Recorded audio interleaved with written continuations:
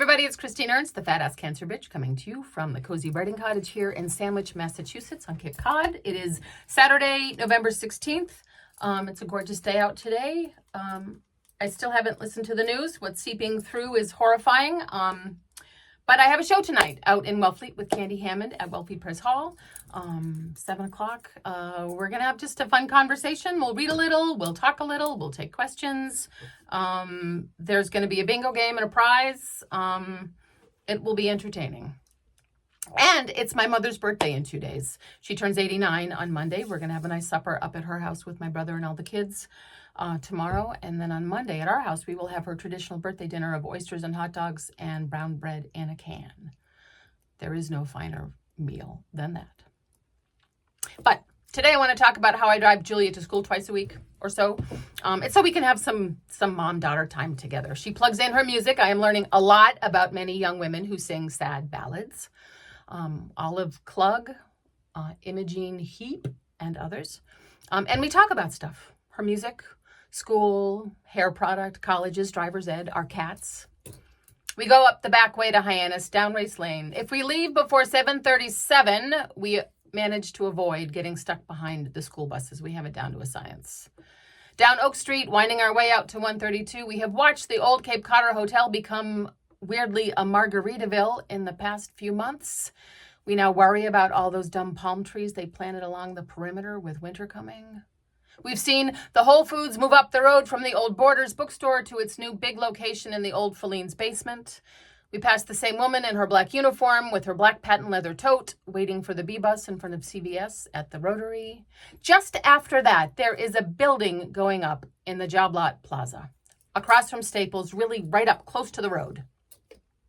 In October, before it had walls, someone spray painted, "Your life is beautiful," in yellow 10-inch high letters across the I-beam that will support the second floor.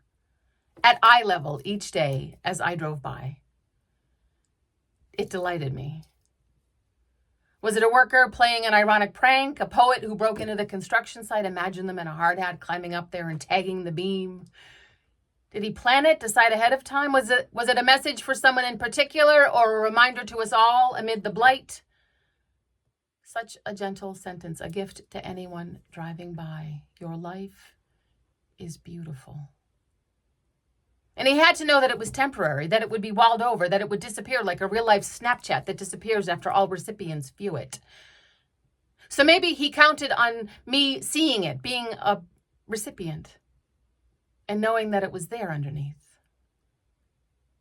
Julia and I drove by it for weeks until the structure was sheathed in plywood and drywall last week, prepping it for the next tenant, the next auto parts retailer, the next doomed restaurant, the next nail salon that will soon inhabit it. But no matter who is paying $36 per square foot per year, no matter what benighted business destined to fail moves in, for they all fail. Like Borders, like Feline's basement, end-stage capitalism notwithstanding, consumers are fickle.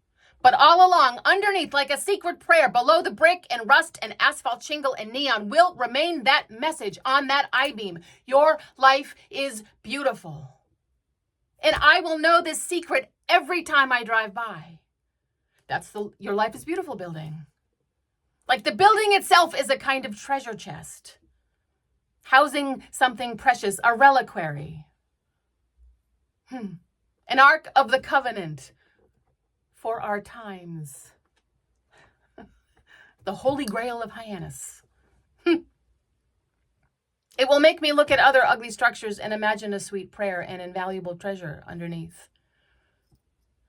Maybe there's a rogue construction worker who's on a mission, hiding small poems everywhere, blessing places all over Cape Cod. Maybe inside weird old Margaritaville, behind the giant flip-flop sculpture in the lobby. Underneath the turquoise paint, the cheap sheetrock, deep inside some developer's misguided Caribbean fantasy, is a gentle reminder in yellow spray paint, your life is beautiful. Or somewhere hidden inside the 42,560 square foot new Whole Foods. Beneath your feet as you wait in line for an $11 loaf of bread at the bakery below the vinyl plank meant to look like seasoned oak to fool you into thinking you are not shopping in an evil mega conglomerate, but in a charming shop, in a charming village, in a charming alternate universe somewhere, and not in an old Filene's basement in another crappy strip mall off the main drag. Ignore the man behind the curtain.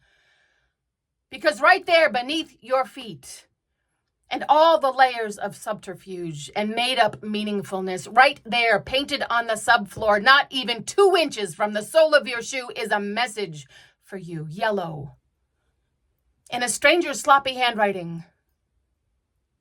Your life is beautiful. It gives me a little hope to imagine hidden poems inside the ugliness that surrounds us. Friedrich Nietzsche said, "We have art so that we shall not die of reality." Your life is beautiful, my friend. You may not see it, but you have to trust that it's everywhere. Just underneath.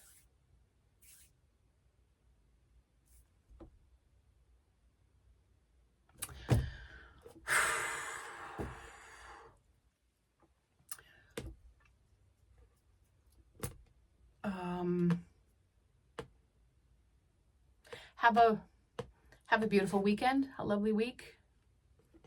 I hope you find some hidden beauty in the world, or not so hidden beauty in the world.